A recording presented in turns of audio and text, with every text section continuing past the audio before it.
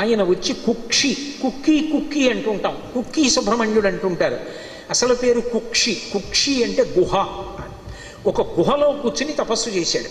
తపస్సు చేస్తే పరమశివుడు ప్రత్యక్షమయ్యాడు.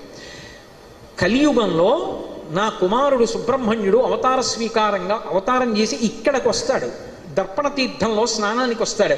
అప్పుడు నిన్ను అనుగ్రహిస్తాడు, నువ్వు ఇక్కడే ఉండమని లింగ రూపంలో పిలిచాడు.